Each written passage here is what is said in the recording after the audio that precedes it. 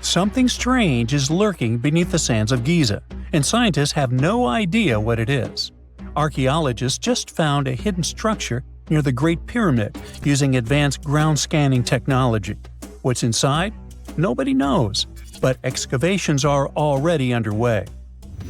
The Great Pyramid of Giza is one of the most famous monuments on Earth, but it doesn't stand alone. It's surrounded by an ancient necropolis, a massive royal graveyard filled with tombs and monuments. They belong to pharaohs, nobles, and other high-ranking officials. Most of these tombs are above the ground. They're called mastabas, rectangular, flat-roofed tombs built from limestone or mud brick, and they've been studied for decades.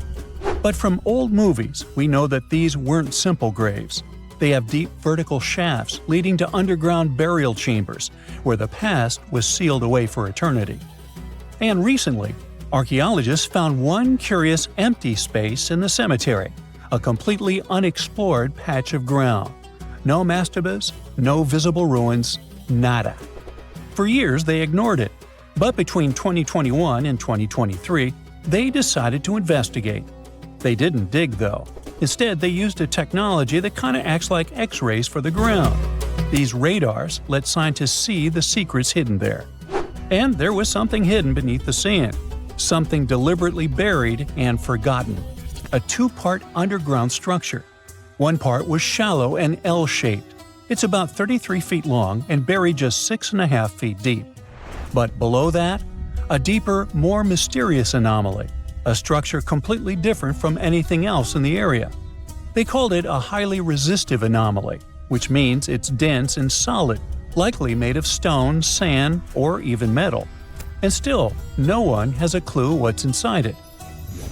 Now, it's clear that humans made the L shape. It wasn't formed by nature. And the shallower structure might have been an entrance to whatever is hidden below. But they only have some theories about what might be hidden there. It's also filled with sand and gravel. It was probably deliberately backfilled after its construction, perhaps to preserve this. Why? Well, we don't know yet. The archaeological team will need to excavate to understand what exactly this thing was and why it was built. The first guess is a lost burial chamber. Many tombs in Giza have underground burial sites, but most have clear surface markers. This one, for some reason, has nothing. But it could be one of them. The second guess is an ancient offering chapel. Egyptologists know that some chapels were built in this shape, but usually they were above ground, not buried like this. And finally, it might be something we've never seen before. If this turns out to be a new type of structure, it could rewrite what we know about the burials of pharaohs. The only way to know for sure is to dig it up. And that's exactly what's happening right now. Excavations are already underway. Archaeologists are racing against time to uncover the truth. But there's a real danger there too. Giza's fragile ancient structures need to be handled carefully. Otherwise, they could be damaged beyond repair. So all we can do is wait for the truth. Now, these tombs always held fascinating mysteries. Unfortunately, we'll never learn tons of these mysteries because of some relentless tomb robbers. Egyptian tombs were built to guard the bodies for eternity. But that absolutely didn't stop people from breaking in and stealing everything valuable inside. They've been bothering these ancient sites for thousands of years, starting way back in Pharaoh's times. Many of the most famous tombs, including those in Giza, Saqqara, and the Valley of the Kings, were looted. It was a common practice in ancient Egypt. And they were serious about this whole thing. They dug secret tunnels to bypass traps and walls, bribed or threatened tomb workers to get inside knowledge, cracked open sarcophagi to grab gold, jewelry, and artifacts. And by the time modern archaeologists got to most of these tombs, they had already been picked clean. The reigning pharaohs got tired of this infuriating nonsense. The Valley of the Kings, the famous burial ground of Egyptian royalty, was supposed to be the ultimate safe zone. Tombs were built deep underground, hidden in the desert. Passages were sealed with giant stone blocks. False doors and traps were added to confuse thieves. Even curses were written on the walls, warnings of horrible endings for anyone who dared to disturb the tomb. which is exactly where we got all those horror stories about mummies from. Spoiler alert, none of it worked. Most tombs in the Valley of the Kings were fully robbed within 100 years of being sealed. Even King Tutankhamun's tomb, one of the most famous in history, was broken into twice in ancient times. Some of them decided to try and fight back. The New Kingdom rulers built hidden unmarked tombs in a way that should have prevented the looters from finding them, but didn't work. Some pharaohs, like Ramses II, were moved in secret to prevent their bodies from being stolen. Nope, didn't matter. The grave robbers always won. That's because tomb raiders weren't just random thieves. They were skilled, organized, and well-connected. They knew exactly where to look. Many were the ones who had built these sites in the first place, and they knew where the entrances were. If they couldn't smash through the doors, they'd dig through the walls, floors, and even ceilings to break inside. They also worked fast, often within a few years after the tombs were sealed, before anyone forgot where the valuable stuff was. The Khufu's pyramid, the one that's next to this newly discovered structure, was looted long before modern times. The one thing left inside when explorers got there? An empty granite box where the sarcophagus used to be. Unfortunately, it's not just about gold. History itself gets stolen during these raids. Ancient Egyptians wrote detailed records of what exactly and where they buried. So when archaeologists compare these lists to what's found, they can see what's missing, which is often everything valuable. Most artifacts don't end up in museums. They just disappear into private collections, where they can never be studied again. Which is, of course, completely unfair. In fact, a few countries have had enough and started passing laws to take historical artifacts back from private collectors. In Italy, if you own an ancient Roman artifact, you must prove you got it legally. China is actively hunting down stolen artifacts, and they must find ways to retrieve it back from the Western collectors. In Egypt, they passed new laws making it illegal for private citizens to own any ancient Egyptian artifacts at all. Other countries, like the US, the UK, Germany, or Switzerland, are completely fine with rich guys owning their history. The British Museum is built on looted things. European empires invaded half the planet and took whatever they wanted back home. Their museums are often full of such stolen artifacts, and unfortunately, they refuse to give most of them back. For example, the Rosetta Stone. It was taken from Egypt by Napoleon's army, then stolen again by the British after they beat the French. Egypt has been demanding to return for years, but they still can't get it back. Or the Parthenon marbles. These magnificent massive Greek structures were taken from the Parthenon in Athens by a British lord in the 19th century. Greece has been begging for them back ever since, but the UK doesn't feel like it. Not to mention tons of Mesoamerican artifacts, scattered in various museums across the world. European explorers raided Mayan and Aztec temples, took statues, jewelry, and sacred objects, and now Mexico is fighting to get them back. Well, wouldn't it be surprising even if this mysterious underground chamber has somehow been looted already? But if it's a newly found place, could it be one of the few that escaped the hands of grave robbers? Could there still be ancient artifacts, untouched for 4,500 years? We can only hope that those guys didn't get there first. Egyptologists have been digging around every inch of the Great Pyramid for ages. Yet somehow, they overlooked this stunning pink granite bathtub buried a few miles next to it. And here's the deal. This mysterious oval tube lying next to the Khufu pyramid for years may provide evidence that the Egyptians built the pyramids not only for monumental purposes, but also to generate electricity, experimenting with it long before Alessandro Volta and Thomas Edison. The Giza Plateau is famous for its three pyramids, Khufu, Khafre, and Menkaure. But there are also two smaller foundations next to them, the unfinished North Pyramid of Zayat el-Aryan and the Layer Pyramid. Some researchers say these buildings were never finished, while others think they were destroyed for more mysterious reasons. One of these reasons might have to do with the original usage of the Giza pyramids. the idea that they were used as an electricity generator. To connect these dots, we need to go back to the beginning of the 20th century. That's when an Italian architect and Egyptologist named Alessandro Barsanti decided to examine the Zayat el Aryan pyramid. Near the site, he noticed something unusual: scattered granite fragments.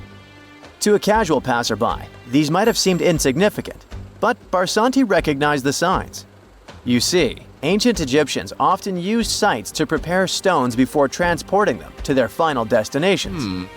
The fact that there was granite on the ground intrigued him.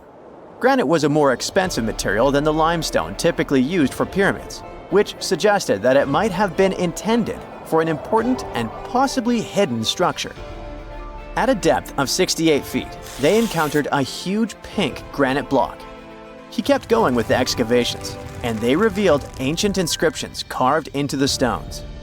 They sent the drawing to experts, but no one could decipher what they meant. Were they instruction sets to something? That's when Barsanti made his biggest discovery.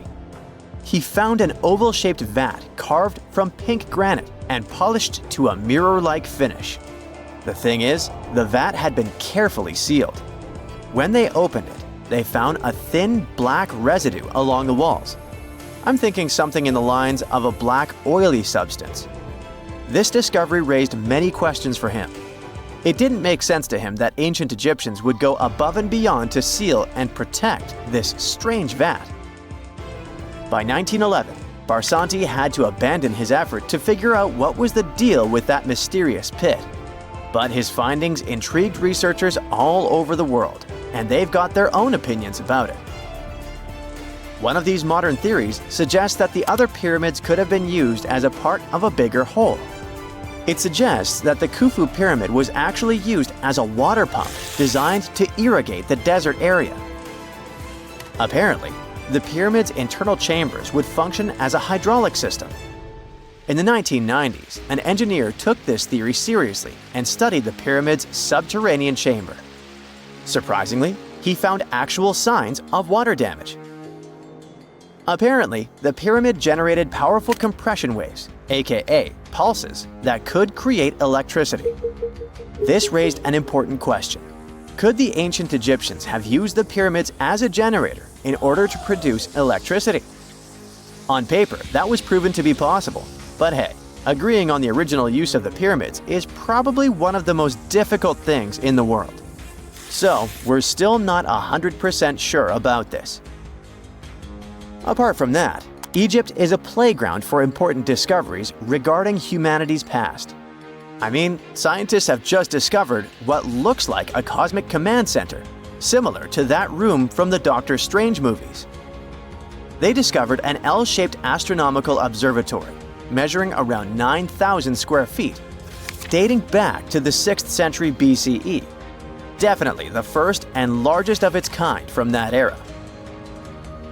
The mud brick structure housed tools used for calculating dates related to ancient Egyptian rites, royal coronations, and agricultural plans. This observatory is located in the archaeological site known as the Temple of Phuto, just 50 miles east of Alexandria. It's pretty impressive. The structure was designed so that you'd get inside the room through an east-facing entrance. This way, you'd get to see the sunrise. Once inside, you'd find a pretty huge shadow clock, used to tell time by tracking the movement of shadows inside the room. This variant of a sundial clock was nearly 16 feet long. That was quite an exciting discovery. Another interesting one was that scientists and Egyptologists have discovered the first ever pregnant mummy. Now, even if we know quite a lot about mummification processes, we keep making discoveries that open new doors into the lives of ancient Egyptians. It took so long for someone to find out this mummy was expecting at the time she was embalmed because she was placed in a male's coffin. More specifically, a male priest. Historians say that during the 19th century, a lot of traders mixed coffins up in order to sell them. Yes, that means they opened them and switched mummies to please their buyers. It was a complete surprise because they were hoping to study more about ancient health issues when they opened this coffin up. But they had another special research on their hands. Prenatal practices in ancient Egypt. This mummified woman who lived about 2,000 years ago was from 20 to 30 years old when she passed away. She was found in Thebes, and her remains were incredibly well preserved. You see, mummification recipes varied across Egypt. In this woman's case, researchers could tell she was a member of the high society since she was buried with special amulets. But since mummification methodologies differed so much between cities and time periods, they still have to dig further to understand why she was embalmed along with her baby. Speaking of mummies, scientists were digging up a final resting place in Saqqara, also in Egypt, and they unearthed two embalming workshops. One was for humans and the other for sacred animals. Apparently, the workshops date back to about 2,400 years ago. They were equipped with stone beds, clay pots, and ritual vessels. Everything you needed to mummify. But that's not all. Archaeologists also stumbled upon cheese stored in jars behind tombs that were over 3,000 years old. Yep, cheese. This shows that the ancient Egyptians were pretty savvy when it came to preserving food, too. They knew how to store stuff for the long haul, not just the mummies. It really shows how they applied their preservation skills to both food and bodies, giving us a glimpse into their impressive technological know-how. Scientists have also found one of Egypt's oldest complete mummies, and to their surprise, it was completely covered in gold. You see, Egyptian mummies covered in gold are already a rare thing, but they weren't expecting it to be the oldest one ever found. The mummy was quite well preserved, and they could identify that it was the remains of a wealthy man called Hekashepes.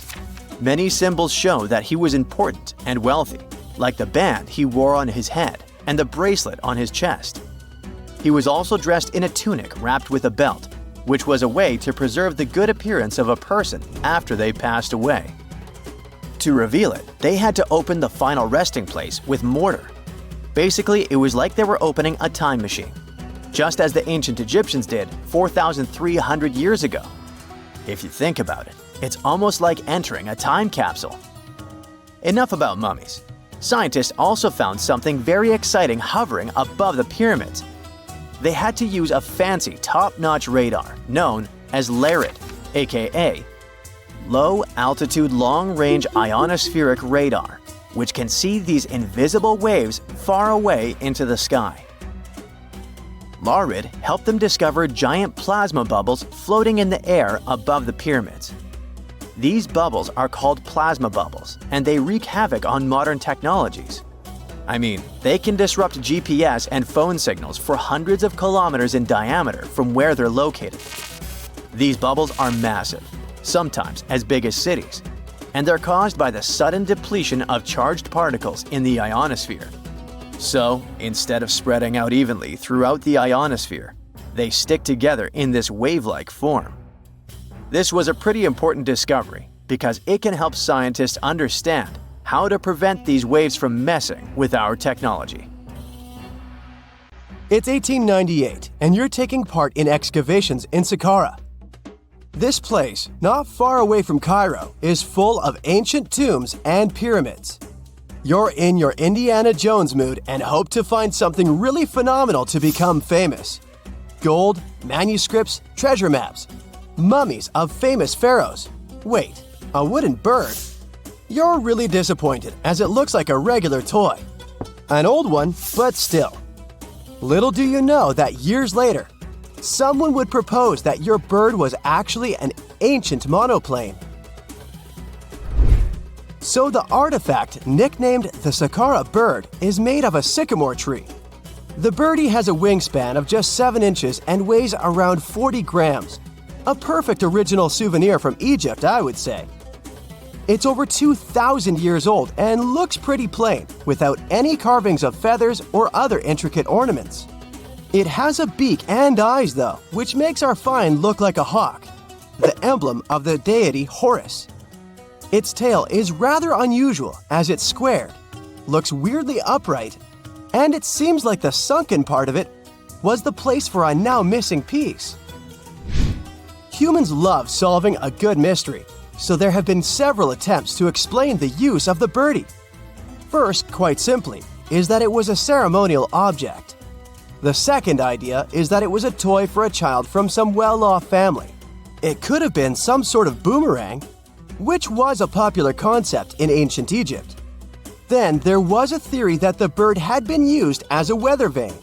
But this one has been debunked as the figure doesn't have any holes or markings, except for the one made at the museum in Cairo to fix the exhibit on a stick. So there was no way to hang it in the past. Almost a century after the bird was found, Egyptologist Dr. Khalil Masiha proposed a new theory that it could have been a model of a monoplane. He believed the bird was missing a horizontal tailplane. Otherwise, it had its wings set at a right angle, similar to that of modern planes. It could have worked to generate the aerodynamic lift necessary for flights. Dr. Masiha also claimed that it was common at that time to place miniature models of technological inventions in tombs. So, did the ancient Egyptians really invent the plane in 200 BCE?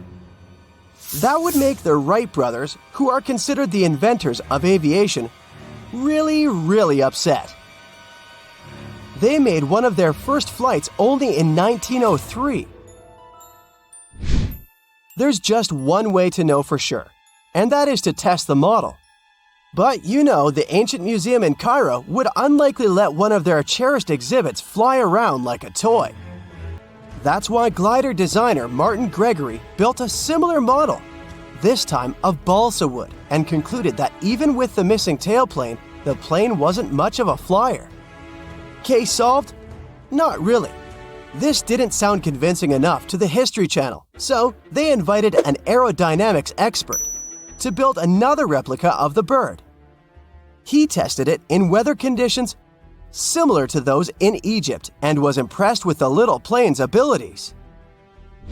So, if they did invent the prototype of a plane back in the times of pharaohs, it would be a good example of an oopart. That's an out-of-place artifact, an object that's way ahead of its time in terms of technology or history. And the Saqqara bird isn't the only example of such a revolutionary concept. In 1901, a group of divers retrieved the Antikythera mechanism from an underwater shipwreck near the Greek island of Antikythera. It's been dubbed the world's first analog computer, and it's currently dated around 100 BCE. The bronze mechanism could tell the position of the sun, moon, planets, and stars, as well as the lunar phase, the dates of upcoming solar eclipses, and even the speed at which the moon moves through the sky. No one's sure who used it and how or where it was made. But it's obvious that it's extremely precise and way too advanced for its time. The first flushing toilets in the world were invented in the middle of the 20th century. Just kidding. The ancient Minoans on the Mediterranean island of Crete and the Indus Valley civilization both came up with this brilliant invention at the same time, around 4,000 years ago. The plumbing and sanitation were so well done that no one managed to design anything better until 2,000 years later. One ancient Minoan lavatory was discovered at the Palace of Knossos. It looks like it had a wooden seat set over a tunnel that directed water from a rooftop reservoir to an underground sewer. Other varieties got water from jugs. Only the super rich people could afford all this glory. So if you wanted to shop for real estate back then, the flushing toilet would be a telltale sign you were in the rich neighborhood. Automated doors became a cool, seemingly new invention back in 1931. But the technology behind them is actually much older. Think the 1st century CE old. Mathematician and engineer Heron of Alexandria came up with a hydraulic system to open and close temple doors. To bring it into action, you need to light a fire to produce heat. There was a brass pot under the fire, half filled with water. The inventor connected the brass pot to containers that acted as weights. When the fire was burning, the water moved into the containers. They went down and pulled the ropes. It was nothing like a supermarket door that opens in front of you before you even have time to think. Heron's door took hours to open, and there was no way to stop the process. That's why they only opened the doors once a day before people entered the temple, to add some mysticism at the temple during ceremonies. Spooky. Looks like the first ever battery was invented in Baghdad around 2,000 years ago. A German archaeologist found this oval-shaped clay jar in 1938. Scientists are still not sure what purpose it served and who exactly invented it. There is a theory that it was used for electroplating objects with precious metals. When they filled it with a weak acid like vinegar, the battery produced around 1 volt of electricity. Another theory says it was a vessel for sacred scrolls. Would you like to buy contact lenses designed by Leonardo da Vinci himself? In 1508, he invented a glass lens with a funnel on one side. You were supposed to wear it with water inside to improve your vision. Sounds a bit uncomfortable, doesn't it? So, around a century later, French scientist René Descartes decided to improve the idea and make the cornea contact the future lenses. Contacts because they contact your eyes, get it? The glass tube with liquid did help improve vision, but blinking was sadly impossible. 2.5 centuries later, new technologies in the glass industry let scientists design contacts that would fit in the eye and even let the wearer blink. Thanks, guys! Still, those lenses were made of heavy blown glass and didn't let the eye breathe. About 50 years later, contacts became plastic, lightweight, unbreakable, and scratch-resistant, but still covering the entire eye. And then, in 1948, an English optical technician accidentally sanded down a plastic lens and figured out they'd still be in place even if they covered only the cornea. Imagine you're living in 19th century London and need to send a message to New York. It would have taken about 10 days to get there by ship. So when delivery time went from days to hours in 1858, it was a true sensation. The first message was sent by Queen Victoria herself. It was all made possible thanks to the transatlantic telegraph cable, running under the ocean. Sadly, the new cool invention only lasted a few weeks. It took years to bring it back to life.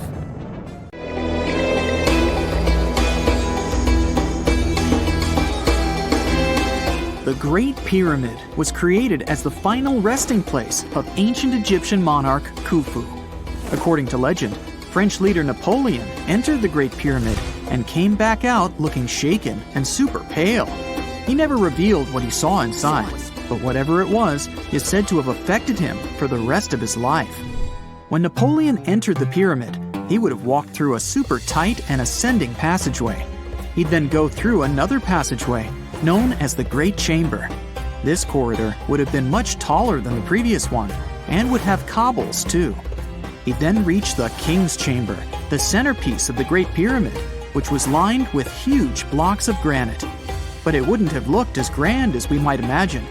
There are no hieroglyphics decorating its walls, as Egyptians only began decorating the burial chambers of pyramids much later on. The pharaoh's tombs deep inside the pyramid would have also been filled with treasures, from chunks of gold to the world's most expensive jewelry. But this would have all been looted a long time ago. The only thing that probably would have been left in there would have been a huge sarcophagus, which would have once contained the king's mummy. He'd also have to walk past the queen's chamber. This room most likely didn't hold any queens though, as pyramids were usually only built for one person. There are mysterious tunnels leading from here. To this day, no one is really sure what they're there for. And that's not the only mysterious and creepy thing Napoleon may have encountered, as stories of pharaohs leaving ancient curses on pyramids go way back. Many pyramids had warnings written on the outside, telling of horrifying things that would happen to those who entered and disturbed the peace. We might not know what exactly Napoleon found in the Great Pyramid that scared him so much, but we know for sure what was found in Tutankhamun's tomb. Tutankhamun was an ancient Egyptian pharaoh who was only 8 or 9 years old when he took to the throne. He became a cultural phenomenon when his tomb was discovered almost completely intact, in 1922. His pyramid sits in the Valley of Kings in Thebes, modern Luxor, which is in Egypt. Unlike the Great Pyramid, Tutankhamun's tomb was covered in beautiful wall decorations. The walls told the story of how he would travel to the afterlife through the underworld. Egyptians believed all people would have to take this journey, so they would fill their tombs with objects and paintings to help them get there. There'd also be spells painted on the walls. They believed this would help people pass over to the next realm. The journey would be pretty long, and for that reason, the ancient Egyptians would also fill the pyramids with food. Tutankhamun's pyramid was filled with 8 fruit baskets. They even found something called gingerbread fruit in there. The rooms were jam-packed with furniture, statues, clothes, and staves, amongst a whole bunch of other things. You'd likely find a lot of clothes and expensive jewelry in the pyramids as well. The ancient Egyptians wanted their ancestors to travel in style to the afterlife. They put Tutankhamun in his final resting place with over 50 pieces of clothing, all of the highest quality. There were tunics, scarves, gloves, and headdresses, and a ton of jewelry. Bracelets, pendants, necklaces, rings, and scarabs for protection were all found inside. Each of them was made of gold or precious stones. There were also fans made of ostrich feathers to keep the old pharaoh cool in the hot Egyptian sun. But the temperature inside the pyramids never actually went above 68 degrees Fahrenheit. The ancient Egyptians developed a super cool air conditioning system that we don't fully understand even today. Tutankhamun's pyramid also contained 130 walking sticks made from ebony, ivory, silver, and gold to help him on his journey. There were 3 chariots hidden away in case he got tired of all the walking. They also put 11 boat paddles inside, but there was no sign of any boat. The pyramids would be littered with the pharaoh's favorite scents and perfumes. During the excavation of Tutankhamun's pyramid, it quickly became clear that it had been robbed during ancient times. There was damage to doors and traces of oils left in empty jars. It looks like someone raided the pyramid for gold and the scents, perfumes, and oils that had been left for King Tut. There was still a bit of perfume, which was made from coconut oil and frankincense, left in one bottle. It seems like Pharaoh Tutankhamun loved board games. There was an ivory traveling set of senet in his pyramid. Although we don't know for sure exactly how to play it, we have figured out it was sort of an ancient Egyptian version of backgammon. It looks like it was a 2-player game where the goal was to knock your opponent off the board. Not really sure who Tutankhamun's mummy was supposed to play with, though. The ancient Egyptians had some rituals that may seem pretty strange to us. For example, they used to shave their eyebrows off if they ever lost a cat. So it's not too surprising they put some really weird things inside pyramids. Archaeologists discovered a collection of mummified cats and scarab beetles in pyramids that date back more than 4,000 years. They were found in the pyramids of Saqqara, which is south of Cairo. They also found a bunch of makeup kits and mirrors inside. Makeup was worn proudly by both men and women in ancient Egyptian times. Eyeliner was the most popular cosmetic. The Rosetta Stone was one of the best discoveries ever made in pyramids. It was found by our man Napoleon Bonaparte and his team. It's a black granite rock that dates back to 196 BCE. It's transcribed in Greek, Demotic, and hieroglyphic. When it was translated in 1822, we got the key to understanding ancient Egyptian hieroglyphics for the very first time. The discovery of Queen Hatshepsut's mummy in 1903 changed our understanding of the Egyptians forever. After she had passed away, her successor, Thutmose III, removed most of the evidence of her reign, so we basically knew nothing about Egypt's first great female leader. She's now gone on to become one of the few and most famous female pharaohs of Egypt. Pharaoh Khufu even had a fully fledged boat in his pyramid. Archaeologists uncovered more than 1,200 pieces of a giant boat near the Great Pyramid at Giza. They reassembled the boat, and it's a whopping 144 feet long. It's most likely a solar boat, which was designed to carry the resurrected king with the deity Ra. Fun fact, the Pyramid of Giza is the last remaining of the 7 wonders of the ancient world. The other 6 are the Hanging Gardens, the Colossus, the Temple of Artemis, the Mausoleum, the lighthouse, and the statue of Zeus. This pyramid was also the world's tallest man-made structure for 3,800 years, and it's the biggest pyramid in Egypt. It took a staggering 2.3 million blocks of limestone, and some weighed as much as 80 tons. It took an incredible 100,000 laborers and a whopping 23 years to build. Its original height was a mega 480 feet. In 2017, archaeologists discovered something weird about Egypt's Great Pyramid. There's a hidden void that's at least 100 feet long, and no one really knows why it's there or what's actually inside it. The weird void is the first inner structure discovered within the 4,500-year-old pyramid since the 1800s. Scientists used cosmic rays to detect the massive hole, but are still no closer today to finding out what's inside. The ancient Egyptians took a lot of care building the pyramids, and everything was strategically placed and structurally sound, so it's super unlikely that this hole is due to blocks falling over time. Loads of pyramids also contain small model figurines called ushabti. These represented attendants. They believed they would come to life to serve the pharaohs in the afterlife.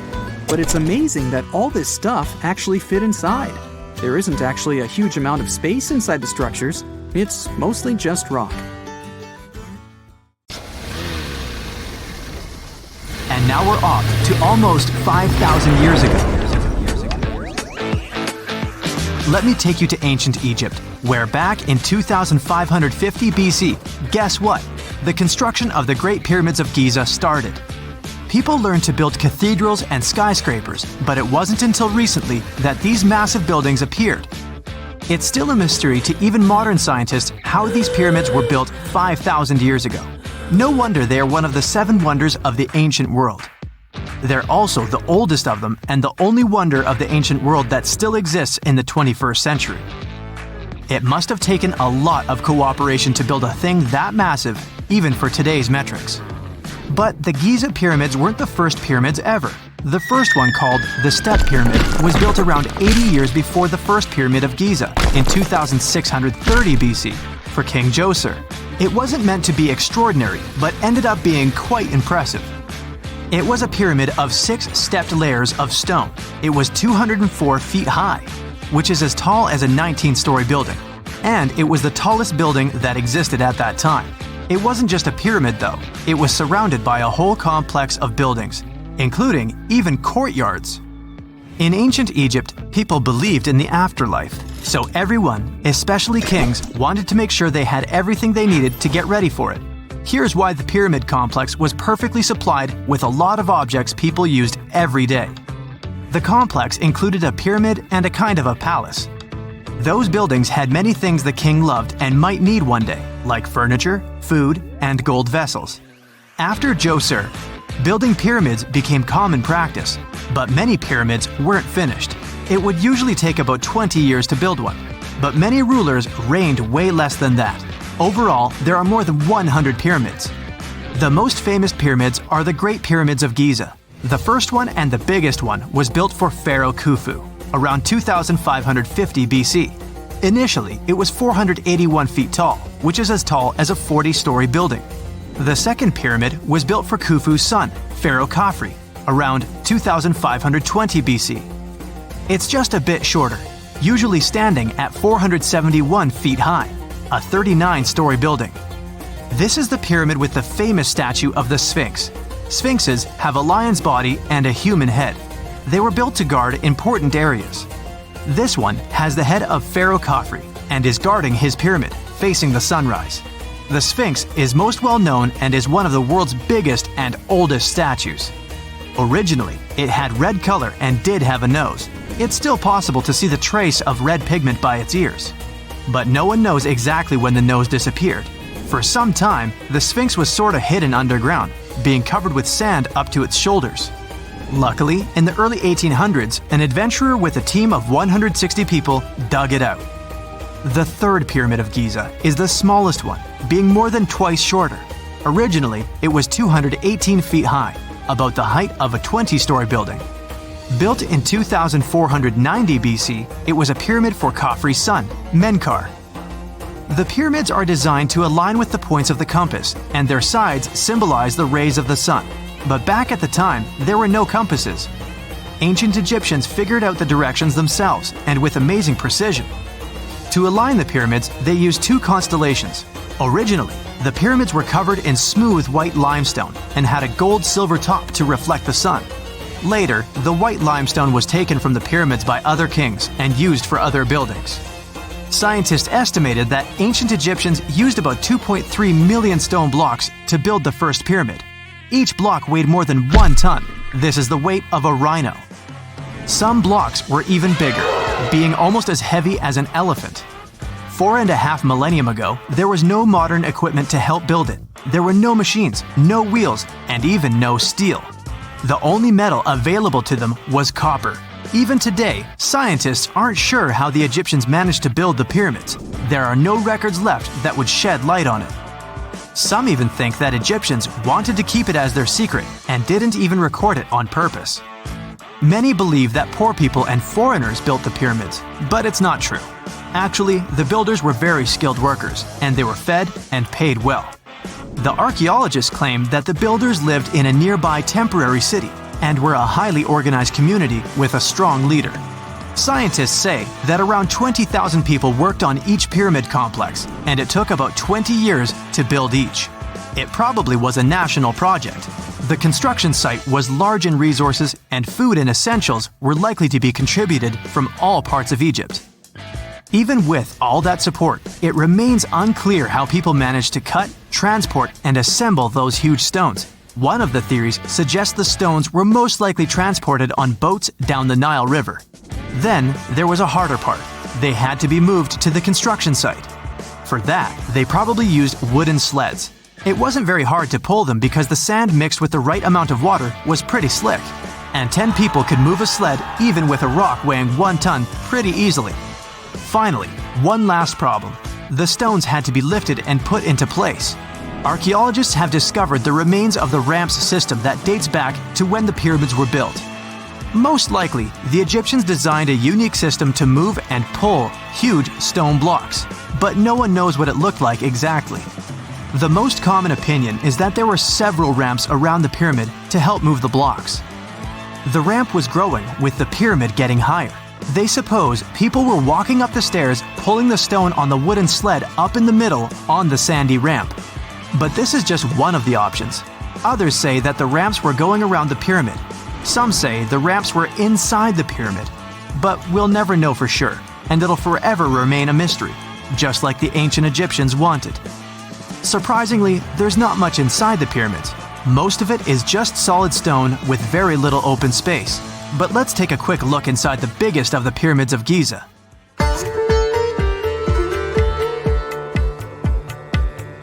From the entrance, there are 2 stairs, one going down and the other one going up. The descending one takes you to a chamber located underground. That's where the pharaohs are, but not in this pyramid because Khufu wanted to stay higher. The underground room is partly unfinished. The room with Khufu's sarcophagus is called the King's Chamber. It's upstairs and then through the tall and long Grand Gallery. Below the King's Chamber, there's a room called the Queen's Chamber. There are no queens though, and no one is sure why the room is called this. Unfortunately, none of these have any hieroglyphs on the wall. They're just bare. If you want to see them, you should go to the other rooms that are decorated. Those pieces of art are depictions of ancient Egypt's culture and daily life. The texts allow researchers to study their language and grammar. Sadly, the treasures that once were here in the pyramid are long stolen. From that room, there are several tunnels for an unknown purpose. There are many tunnels and passages inside the pyramids. There are many chambers and shafts and secret ways. Scientists have been sending little robots with cameras there for some decades already. And the robots did discover another chamber a bit upstairs with hieroglyphs on the walls. But even today, much of the pyramids is still unknown, and there's no so-called building plan of the pyramids. Egyptians did create a mystery no one can crack for 4,500 years already. Scientists recently started to X-ray the pyramid to learn what's inside it without entering it and its narrow, mysterious tunnels. Imagine working 7 days a week on a large-scale construction site. You, along with thousands of others, carry millions of stone blocks and put them on top of each other according to a complex system. You work without modern construction equipment. You have no air conditioning or constant access to water. It's so hot outside that you can fry eggs on the road. You've been building the pyramid for decades, and now, when it's finally done, you enjoy the result of the colossal work of thousands of people. You're looking at a giant cultural monument of global value that will freeze in time and amaze people for tens of thousands of years. A few thousand years have passed. People in the 21st century see the pyramids and are like, "Wow, I can't believe humans have built this." Yeah, the people who built the pyramids wouldn't have appreciated such a theory. But actually, there are reasons to believe that people built it using some fantastic technology. From the outside, it seems the Great Pyramids are just big triangles of stone. People just put some heavy blocks on top of each other, and that's it. In fact, the design seems too perfect to be true. The pyramid consists of more than 2 million blocks. They lay so close to each other and are so even that you couldn't squeeze even a thin sheet of paper between them. Scientists still can't figure out the exact technology for building the Egyptian pyramids. One of the biggest and most famous is the Great Pyramid of Giza. This huge construction, well known all over the world, has one big secret. There should be a capstone on top of the pyramid. It's a triangular-shaped stone block, a small pyramid on top of a huge one. It's also called a pyramidion. The builders of ancient Egypt made it out of granite and limestone and covered it with gold. No records or old drawings prove that there was a pyramidion at the top of the Great Pyramid of Giza. But there's another ancient Egyptian structure with such a triangle, the Red Pyramid. It was built before the Great One, and its capstone has survived to this day. Archaeologists have found and reconstructed it. But where could the capstone of the Great Pyramid be? It's a mystery that still has no answer. Some are sure that some thieves have stolen it from the top. Maybe they just climbed up and pushed the pyramidion down. It makes perfect sense. The capstone was probably the most valuable element of the pyramid. Many scientists and archaeologists still don't know its exact purpose. Some believe that this peak covered with gold glorified the pharaohs. The capstone reflected moonlight at night and illuminated the entire space around it. During the day, the capstone reflected sunlight with its shiny surface. You could have noticed it from afar. The top of the pyramid was a kind of guiding star for lost travelers. All other stone blocks of the pyramid consist of limestone. People polish them to make them look shiny. In the past, they were even glowing and reflected light. You could see glowing pyramids from space, although they looked like tiny lights. Over thousands of years, winds, sandstorms, and rains have changed the pyramid's appearance. If people had taken care of them all this time, they would have looked like something out of science fiction movies, or the pyramids from Las Vegas. But unfortunately, we will never see their original appearance. Some archaeologists and scientists believe that the capstone could absorb the sun's energy and distribute it evenly throughout the pyramid. No one knows precisely why the Egyptians needed this technology. There's a theory the pyramids are ancient energy systems. The pharaohs applied this energy to use some unique technologies that were more advanced than all the achievements of the 21st century. And the triangular shape of the pyramids was ideal for boosting this electromagnetic energy. In theory, solar radiation, or electromagnetic forces, accumulated at the top of the pyramid, filled the inner rooms, and then went down the walls to the base. Any surface distortion could prevent the flow from spreading, so they had to create a perfectly smooth surface. That's why they installed the blocks so that nobody could squeeze a needle or razor blade between them. Many people believe in this theory because they built the pyramids from limestone. This material can hold energy inside itself. In the inner part, they created granite deposits to cause air ionization. That is, to create an electric charge. They also dug channels under the pyramid for water to transmit electricity. And at the top, they put a gold capstone, the best conductor of electricity. So, this is how you get a great power generator. Different cultures used similar technologies to create electricity all over the world. But these are all theories. If it had been working, humanity would have used these technologies today. There are mentions of the metal industry, chemistry, engineering, physics, mathematics, and astronomy in some ancient records. Most scientists don't believe in all these things. We know the detailed stages of the technology's development in different cultures. In the 21st century, scientists, historians, and anthropologists can track the evolution of all modern devices. If people had created some technological inventions in ancient times, the history of the world would have looked different. Perhaps all the achievements of antiquity could have been wiped off the face of the earth by global cataclysms, and it can happen to us. Just imagine how people would dig up a laptop in 5,000 years. Perhaps they wouldn't understand what kind of device it is. Another Egyptian wonder surrounded by mystery is the statue of the Sphinx. The Egyptians carved it out of a single massive piece of limestone about 4.5 thousand years ago.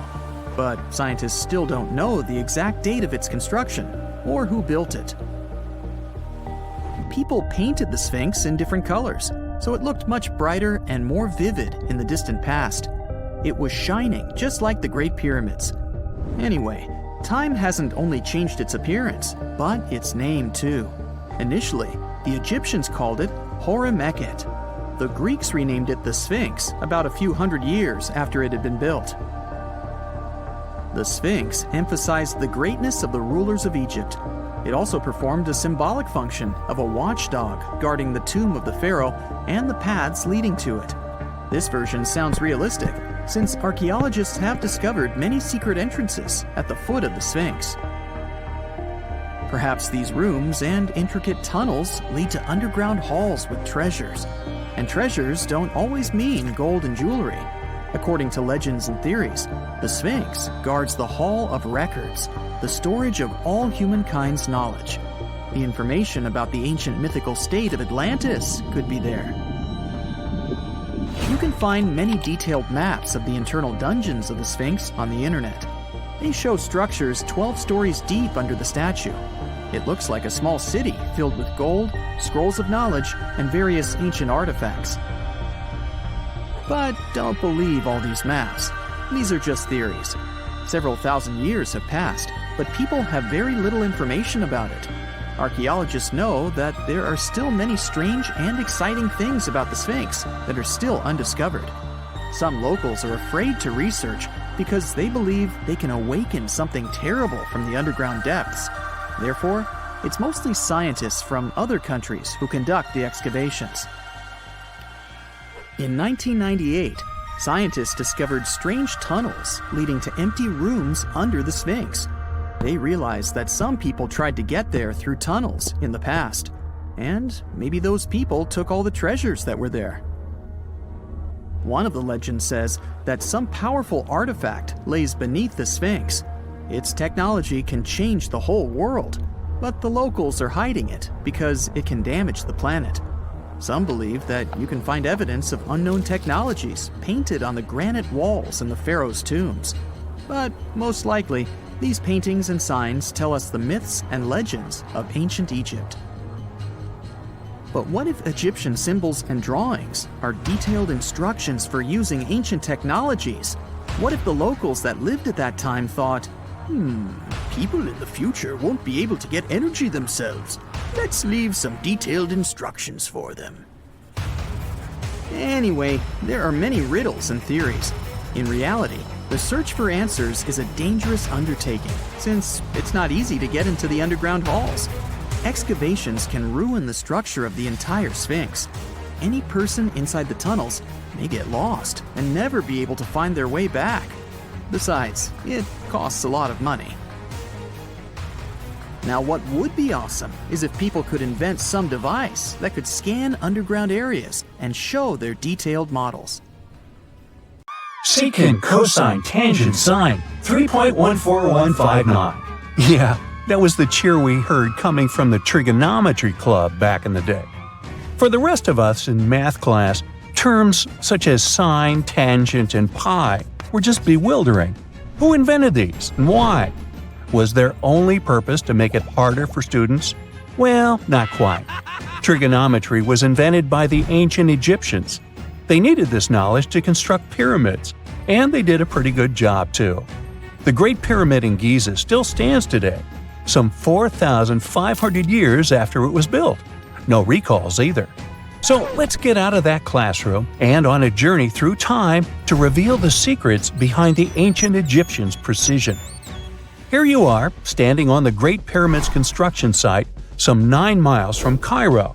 Well, the city still isn't there, as you're surrounded only by the desert and teams of construction workers. They're transporting large stone blocks weighing 2.5 tons each. They're inside a wooden sled that sits on large rollers. A crew of 8 men rolls these blocks along the ground. You immediately think of the rollers on a supermarket cash register.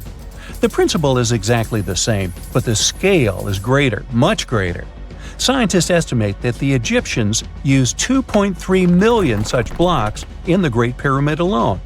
And the block in front of you is one of the lighter ones. The heaviest of them weighed up to 15 tons.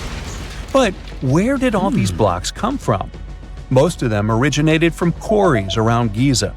It's not that impressive, you think, but wait until you hear how ancient engineers transported the granite used in construction over 500 miles to the pyramid. There were no railways or highways back then, but the mighty Nile was always there. Researchers even believe that the Egyptians dug a canal to connect the Nile directly to the pyramid's construction site. All they had to do then was to wait for the flood season to begin, and voila! The rising water levels floated the heavy stone blocks for them. But how did they lift the enormous stones on dry land to stack them up to the top? Did they use oversized cranes? Well, ancient Egyptians worked around this problem, literally speaking. One of the workers is now pointing to the giant ramp going around the pyramid they're building.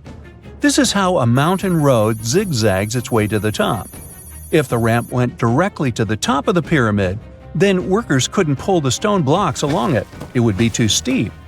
Scientists have calculated that 8% could be the maximum incline. So ancient Egyptians just extended the ramp around the pyramid. Again, these are all theories, as the ramp could have been inside the pyramid, as some researchers suggest. The exact building method is still a mystery, guarded by the Sphinx. That's its real name, right? Wrong. As the Great Sphinx is just the statue's alias. You know, the name writers take when they want to hide their true identity, or a singer's stage name. The Sphinx's real name, translated from Egyptian, means Horus in the horizon. That was the name for the Egyptian deity of the sky. The trail of mystery doesn't end there. As a man walks past you with a bucket of paint, he's going to add a touch of color to the Great Sphinx. Researchers found specks of this red color next to its ear.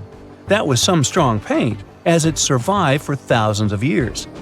You are now standing straight in front of the Sphinx. You look up. It's very tall, right? 66 feet to be precise. Now resist the urge to take a selfie. You can do it. Now you notice something else. It looks like the Sphinx is in the center of a giant triangle in the back. That's one side of the Great Pyramid. And no, your eyes are not playing tricks on you. The Sphinx really does sit in the center of the pyramid's lateral face. Here's where math comes in handy. A pyramid has 4 sides, called lateral faces. There's also a 5th face, the base, but that's not visible. It's, wait for it, face down. The Sphinx has one last mystery to reveal: its age. Scientists agree that Pharaoh Khafre built the Sphinx. He ruled after his father, who had built a great pyramid nearby. So both structures were finished around the same time. Let's talk about numbers again. You've heard of Cleopatra, the Egyptian princess described as a woman of great beauty. Hello? She saw the pyramids, but she lived closer to the time of the first iPhone than the time of the people who built the pyramids. Fascinating, right? You can see thousands of people around you. They're working hard to build the pharaoh's tomb. But how many of them are there exactly? One Greek philosopher estimated there were as many as 100,000 workers. Seems like an okay number for such an enormous structure, but it can't be true. Science simply can't back up this number. Egyptologists put the total number of workers at 30,000. And yes, Indiana Jones was one of them, at least on the big screen, but he showed up late. Egyptologists know a lot about the pyramids, but not everything. Not because they don't want to, but because they haven't yet dug up enough evidence. They can only guess how the building process went. First, engineers would arrive to choose the right spot and do the necessary measurements. That's why they needed all that complicated math. Then, it's time for sourcing the material, the large stone blocks I mentioned earlier. When boats deliver them to the site of the future pyramid, workers can finally do their thing. They operated in smaller groups, but there were at least 2,000 of them chiseling and carving away at any given time. Sounds like a typical construction site today? Well, that's because it is, just thousands of years ago. It's amazing what ancient Egyptians were able to achieve with just copper and stone tools. The pyramid is now complete in front of you. But is it the same pyramid we see today? Why is this structure shining bright in the desert sun? Isn't it supposed to be a dusty yellow color? Well, no. Human activity and the elements have completely stripped the outer layer of stones over time. Expert craftspeople polished these blocks using nothing but stone and sand. The end result was a smooth and shiny rock. On the day it was completed, the Great Pyramid of Giza was a perfect triangle of light. Its polished sides acted like giant mirrors, reflecting the powerful Egyptian sun. This is the point where you should put your glasses on, and that shiny thing you see at the pyramid's very top is actually gold. The capstone at the top of the pyramid is called a pyramidion. It was covered in sheets of gold. As you can guess, these were the first stones to disappear. Let's make another stop before we get you back to your classroom. We travel to the British Isles, and no, Stonehenge isn't our destination. It is Newgrange in County Meath. Scientists estimate that the ancient peoples of Ireland built this stone monument around the year 3200 BCE. This makes it older than both Stonehenge and the Great Pyramid in Giza. The function of the circular mound in Newgrange is the same as the one of the Great Pyramid and equally mysterious. The estimated amount of loose stone present in the valley is over 220,000 tons. And it's not just randomly thrown on a pile. The order in which the stones are set makes the structure water-resistant. That would explain how Newgrange had survived for so long. Kinda makes you want to splash out the cash for that waterproof phone case, huh? Well, you're back in your school desk, but today's math lecture is the last thing on your mind. You're thinking about how great the Egyptian pyramids are, and if we have something similar today. It turns out modern engineers are just as impressed with the Great Pyramid as you are. There's a glass pyramid sitting in the main courtyard of the famous Louvre Museum in Paris. The panorama of San Francisco wouldn't be complete without the 48-story Trans-America Pyramid. But Las Vegas went the furthest. There we find the Luxor Hotel. It's so big that it's the third largest pyramid on the planet. And guess what's in front of it? Yup, a replica of the Sphinx. It's 110 feet tall, 2 stories higher than the one in Giza. Yeah, everything's bigger in Vegas. You have heard about Nikola Tesla. You have definitely heard about the Great Pyramids in Egypt. But what if I told you that Tesla may have probably uncovered the ancient mysteries surrounding the pyramids? Wait, what? Is this a crossover episode? Nope. It's highly probable that the secrets of the pyramids are hidden in plain sight. But first, let's recap what we know about the pyramids. What's so mysterious about them? I mean, they are just old quirky buildings, aren't they? one of the biggest questions is how they were built. Some people think that the pyramids were created by people using only their hands and muscles. But others think that there might have been some kind of crazy energy source that we don't know about yet. Like, what if aliens helped out or something? Just kidding. But this idea of some unknown energy source being used to build the pyramids has been around for ages. Even in old texts, like the pyramid texts, it talks about how the gods gave us something to build a great power. So maybe there was something really powerful and mysterious going on back then? Who knows? Back in the early 1900s, he got obsessed with the Great Pyramids of Egypt. He read numerous books about these ancient structures and was blown away by how much energy they seemed to have. At that time, not many people knew much about electricity, and Tesla started to wonder if there was some kind of advanced tech hidden in the pyramids. He had an idea that the power of the pyramids had to do with electromagnetism, and he put a lot of time and effort into trying to figure out the mystery. Tesla had some pretty unusual theories about the Great Pyramids. He thought that they could actually store and move electricity, which could then be used to power up the areas around them. He also had this theory that the pyramids were built using some kind of crystal energy.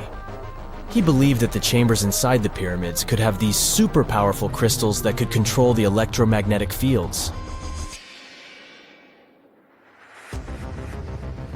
But that's not all. Tesla also had this idea that the materials used to make the pyramids had properties that allowed them to trap energy from the sun and the moon. And not just a little bit of energy. He thought that the pyramid could actually create this massive energy field that could light up whole cities or even brighten up dark places. He thought that the pyramids could be used as giant power plants to generate electricity and run machines. Tesla even believed that the pyramids were somehow linked to cosmic energy, which could be used for spiritual enlightenment and healing. How very new age of him. Anyway, Tesla wasn't just pulling these ideas out of thin air. He was seriously into studying everything he could about the pyramids, from ancient artifacts and texts to hieroglyphs and drawings. And he came up with this idea that the pyramids were designed to be energy amplifiers, and some kind of unknown energy source was used during their construction. Some people thought Tesla was eccentric for coming up with these theories, but his ideas have actually had a huge impact on the way we think about the pyramids today. Researchers and scholars have been digging into his theories for years and using them to uncover some of the biggest mysteries surrounding these ancient structures. For example, recently scientists have used theoretical physics to investigate how the Great Pyramid of Egypt would react to certain radio waves. They found out that if the radio waves were a certain length, the pyramid could concentrate the energy inside its rooms and focus it under its base. The scientists did lots of calculations to figure this out. They first thought about what radio wavelengths would work best. Then they made a model of how the pyramid would react to the waves. They figured out how much of the energy from the waves would get absorbed or spread out. Lastly, they checked how the energy would move around inside the pyramid when the waves hit it. To help explain all of this, the scientists used something called multipole analysis. This is when you take a complicated object and break it down into simpler parts. Then you can see how each part interacts with the energy that's coming in. It's like taking apart a puzzle to see how each piece fits together. The researchers are interested in how all of this can be used in the future. They want to make really tiny particles that can do the same thing as the pyramid, but with light. By changing the size, shape, and the material of these particles, they can control how the light moves around them. This can be really useful for things like making tiny sensors or super efficient solar cells. The scientists had to make some guesses when they were doing their research. They assumed that there weren't any hidden spaces inside the pyramid, and that the material used to build it was all the same. But even with these guesses, they still made some pretty impressive discoveries. But the pyramid study is not the only proof that Tesla was ahead of his time. There are more Tesla's projects that seemed unrealistic at the time, but that scientists and enthusiasts reevaluate and try to implement today. Let's talk about Tesla's most ambitious project, the Wardenclyffe transmission tower. Back in 1900, Tesla was already a big shot when it came to electrical engineering in America. People were blown away by his amazing inventions and the fact that he managed to outdo Thomas Edison in the Battle of Currents. However, Tesla wasn't content to rest on his laurels. He decided to embark on his most ambitious project yet, the transmission tower at Wardenclyffe. It was built between 1901 and 1905, and it was based on one of Tesla's breakthrough ideas. He had a vision to make the impossible possible by creating a global wireless communication system. It would use Earth itself as a conductor, transmitting music, news, stock market reports, secured military communications, and even facsimile images. Does it sound familiar? Right, it sounds just like the internet that we use today, only without the use of any wires. But Tesla had a much bigger dream in mind: to transmit power wirelessly. He already proved that high-frequency signals could be sent without any wires using his Tesla coil transformers, and this sparked his obsession with wireless energy transmission. His vision was to not only transform the way we communicate, but also to find a way to transfer power currents globally by tapping into the Earth's natural energy. Tesla believed that there was an abundance of free energy all around us that could be used for humanity's benefit. In 1899, he conducted some top-secret experiments and got convinced that it was possible to transmit electrical power through the Earth's upper atmosphere. This is actually how the Wardenclyffe Tower was created. It was supposed to be the prototype station for a network of towers all over the globe that would provide the whole world with wireless energy. Unfortunately, Tesla didn't have the resources or the patience of his investors to bring this project to fruition. It ran into all sorts of financial problems and roadblocks, and in 1917, the unfinished tower was finally torn down for scrap metal to pay off Tesla's mounting debts. Now it remains a sad reminder that even the greatest minds can sometimes fall short of their dreams. The original red brick laboratory, however, is still there, and it is the only Tesla lab that has survived. Fun fact, in 2017, a film crew made a crazy discovery. They used ground-penetrating radar to explore the area around Wardenclyffe, and they found a whole series of tunnels stretching for hundreds of feet underneath the site. Nobody knows exactly what these tunnels were used for, but people have been speculating for years that they were part of Tesla's grand plan. Wardenclyffe, of course, is a major landmark for Tesla enthusiasts from all over the world. Who knows? Maybe someone will finally crack the mystery of the tunnels one day. But even if they don't, the legacy of Tesla and his amazing ideas lives on. X-rays are a type of invisible radiation that can pass through our bodies and objects. They're very important in the field of medicine because they allow doctors to see inside our bodies without having to perform surgery. Now, let's dive into how X-rays work. They're a kind of electromagnetic radiation, just like light or radio waves. However, they have much higher energy than light, which makes them able to go through objects that light cannot. Imagine you have a powerful flashlight. If you try to shine it through a wall, the light won't go through because the wall is too thick. But these rays have enough energy to go through walls and even our bodies. The discovery of X-rays happened by accident in the late 19th century. A scientist was experimenting with cathode rays, which are a type of radiation. He was working in his lab and noticed that a nearby fluorescent screen started to glow, even though it was not directly exposed to the cathode rays. He realized that something invisible was causing the fluorescence, and he named it X-ray, because X is the mathematical symbol for something unknown. He continued experimenting with such rays and discovered that they could pass through many objects, like flesh and bones, but not through denser materials like metal. He also found that X-rays could create images on photographic plates, just like a camera takes pictures. The way this works is quite fascinating. Imagine you're standing in front of a bright light and you hold your hand in front of your face. Your hand blocks the light and you can't see through it. But if you place a sheet of tissue paper in front of your hand, some light will pass through, and you'll be able to see the outline of your hand. X-rays work in a similar way. When a doctor wants to take an X-ray of a part of your body, they will ask you to stand or lie down next to a machine. This device has a special plate that can capture the image. Let's say the doctor wants to further examine your arm. They will place the X-ray plate on one side of your arm and the machine on the other side. Then, the machine will produce a controlled burst of X-rays that pass through your arm. Remember how we talked about the tissue paper allowing some light to pass through? Well, in this case, some of those X-rays will go through your arm, while others will be absorbed or blocked by the denser parts of your body, like bones. The plate captures the X-rays that pass through your arm, and it creates an image. This image shows the bones and other structures inside your body, allowing the doctor to see if there are any problems or injuries. Now, you might be wondering why X-rays can pass through some things but not others. It has to do with the density and composition of the objects. Denser materials like bones absorb more X-rays, so they appear white in the image. So when you look at the result, you'll see your bones as white shapes. Other tissues like muscles and organs are less dense and allow some of those rays to pass through, so they appear as gray shadows. What if I told you there's a whole new way you can peek inside objects, but without using X-rays? I'm not talking about magic powers. Take a comfortable seat while I explain what mummification is. This fascinating scientific technique allows us to see inside objects and even beneath the Earth's surface using a special type of particle called a muon.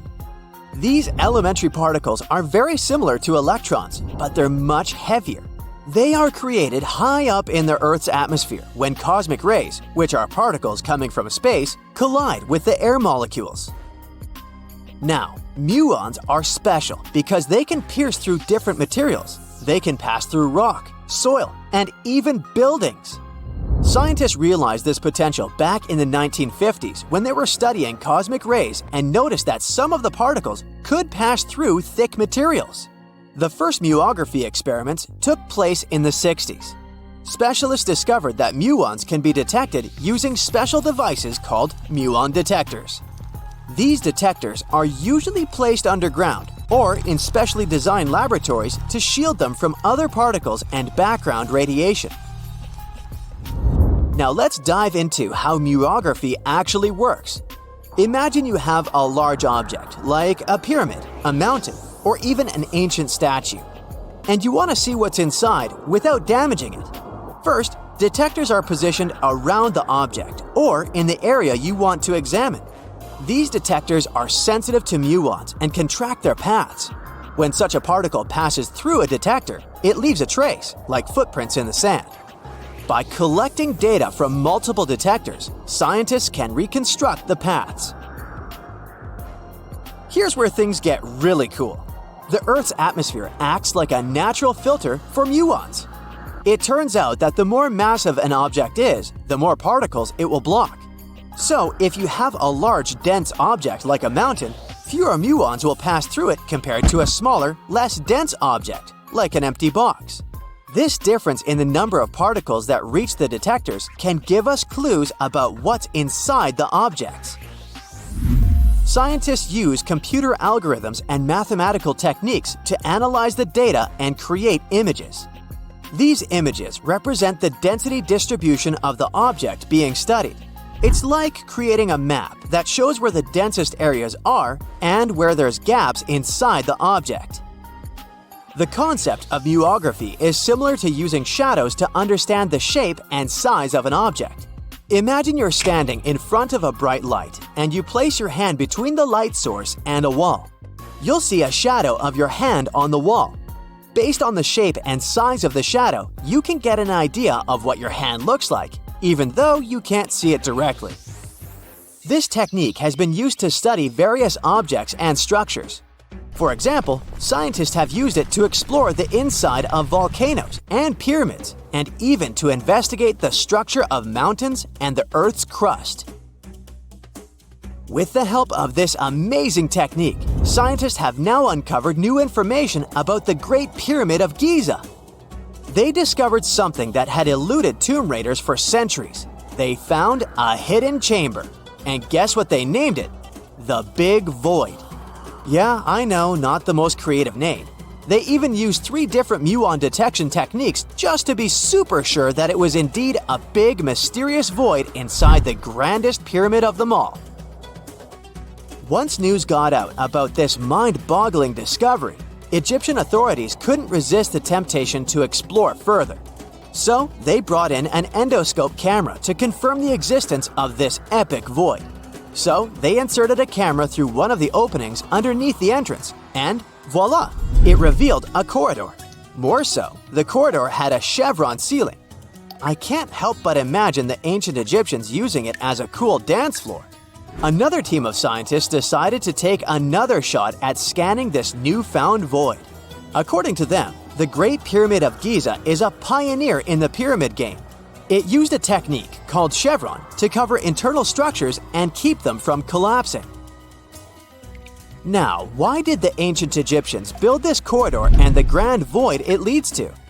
One theory suggests that the corridor was built to relieve pressure inside the pyramid. Another theory says that the void could be a result of the pyramid's construction process. It could have been an internal ramp used to move roof blocks into position, and then it was left there or filled loosely with rubble.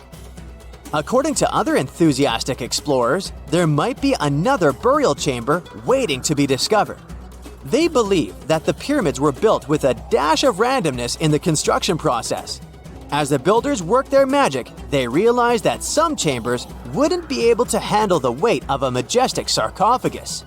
So they made adjustments on the fly, creating new plans as they went along. What is a boat doing in the middle of a desert?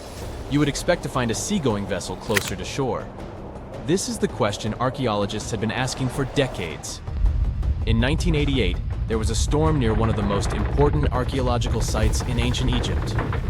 A wooden structure emerged from the sand. It was hollowed out by termites.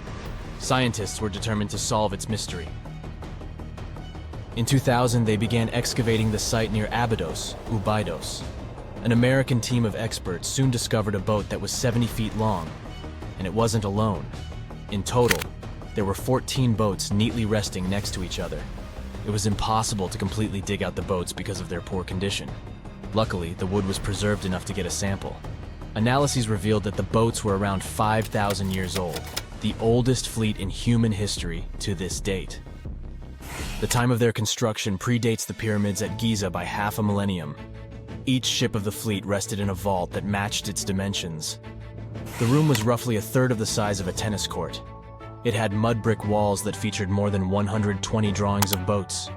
Ancient Egyptians incised them on whitewashed walls that were excellently preserved. Scientists have known about these mysterious chambers for well over a century. 1901, 1902. A British archaeologist, Arthur Weigel, stumbled upon a strange structure west of the River Nile. His team caught a glimpse of the interior walls. Sadly, a section of the roof collapsed, so they had to call off further exploration. Researchers abandoned the site, but its location remained on the maps. The boat's position first led scientists to think that they rested on a bank of the mighty Nile. But there was a problem with this theory. Today, the river flows almost 7 miles west of Abydos. Further studies of the surrounding terrain showed the Nile didn't change its course throughout history. Also, if the boats floated near a dock, they would be in unstable positions. The 14 vessels at Abydos were perfectly parallel to each other. There was only one conclusion possible. Someone had deliberately placed them like that. They must have gone through a lot of effort. Each boat had enough room for up to 30 rowers. These vessels could really float. They weren't models, but scholars still don't know if they actually sailed any body of water in ancient Egypt. This doesn't diminish the importance of the find. Previously, archaeologists found only small-scale models. In King Tut's tomb alone, there were 35 boat models. For a long time, these figurines were the only clues as to how ancient Egyptian vessels looked like. The boat's design confirms that they were the real deal. They are the earliest surviving examples of something called built boats. Ancient people constructed primitive vessels by hollowing out large tree trunks. The alternative was reed that was tied together to form a raft. The boats at Abydos had planks tied together. This was a major breakthrough in shipbuilding. During their lifetime, the boats must have seemed impressive. Timber was a valuable commodity at the time. There was no wood in the desert. Cedar had to be imported from Lebanon. The only person who could afford such luxury was the pharaoh. Studying the area around the ancient fleet provided more answers. scientists discovered a mud brick structure where Egyptians worshipped the pharaoh. Its approximate date of construction matches that of the wooden boats. The same bricks out of which this building was made were used to encase the fleet. At the time of their construction, the rooms they were stored in had a ceiling. That's the section that archaeologists stumbled upon in the early 20th century. Just like mummies and coffins, these marvelous ships rested inside splendid vaults. The exterior of these rooms was also impressive. The outer walls originally had a plaster of white limestone. It reflected sunlight. In the desert sun, the structure housing the boats must have shone from miles away. Ancient Egyptian builders used the same technique to cover the pyramids 500 years later. Today, their surface looks jagged, but it wasn't always like this. When they were constructed, the pyramids had a top layer of fine white limestone. Their surface was smooth and it gleamed in the sunlight. Instead of stairs, the outer layer of the pyramids was more of a sleek ramp. Archaeologists were left with one final question. Which pharaoh owned the fleet? The answer lay just a mile from the site. This is where the tomb of a pharaoh from the 5th dynasty rested, King Senwosret III. Its time and style of construction matched the ones of the chambers with boats. The very end of his rule might explain how the boats ended up in the middle of the desert. The pharaoh probably passed away in northern Egypt. Then his body was transported down the Nile to Abydos in a marvelous procession of decorated boats. The vessels were later lowered to chambers near the final resting place of their owner. This had a symbolic meaning. In the ancient Egyptians' belief system, ships played a key role. Their supreme deity was Ra. He traveled through the sky during the day in the form of the sun. At nighttime, he sailed through the netherworld in a solar boat. The pharaoh identified himself with Ra. That's why he needed boats in the afterlife. That was the only way to regenerate himself. Just as the sun rises every day above the horizon. This belief existed for thousands of years. The more famous Pharaoh Khufu also had a ship. Scientists found it in 1954 next to his pyramid at Giza. It is some 4 centuries younger than the fleet at Abydos. But Khufu's ship was almost 2 times longer. The Great Pyramid of Giza and King Tut's tomb are some of the most famous archaeological finds in Egypt. But there are many more secrets hiding beneath the endless sands of the Sahara Desert. Recently, 2020, archaeologists found a lost city there. They have labeled it as the most important discovery since King Tut's tomb, 1922. The city of Aten is some 3,000 years old. Historians hope it will give them a unique insight into the everyday life of ancient Egyptians. The famous archaeologist and Egyptologist Zahi Hawass proclaimed the site a lost golden city. Aten sits some 300 miles south of Egypt's capital, Cairo. It is close to the famous Valley of the Kings. Archaeologists first found sections of mud brick walls that spread out in all directions. They discovered complete rooms with tools of everyday life inside. The research team unearthed a bakery, a residential neighborhood, and an administrative district. They all date back to the time when the Egyptian civilization was the wealthiest in its long history. They were also the first to make objects from iron. In 1911, scientists found a set of iron beads near a village in Lower Egypt, El Girza. These are the earliest known iron artifacts. The discovery is literally out of this world. Ancient people made them by beating into shape a piece of a meteorite. The 9 beads were once part of an ornate necklace. They are now blackened and corroded, which is perfectly normal for a piece of jewelry that is over 5,000 years old. They consist of an iron-nickel alloy. Researchers were impressed by the skill of ancient jewelers who processed the beads. Their craftsmanship is more impressive when you think that they didn't know the stellar origins of the material. The Great Pyramid of Giza also has a remarkable feature. An international research group investigated the electromagnetic response of the structure to radio waves. They found that the pyramid has the ability to concentrate electromagnetic energy inside it. This occurred inside its chambers as well as under the pyramid's base. It contains an underground, unfinished chamber. It seems that the electromagnetic response is connected with the properties of limestone, the Great Pyramid's main building material. The research results might have a practical application. The way solar cells and nanosensors function could be improved by this remarkable find.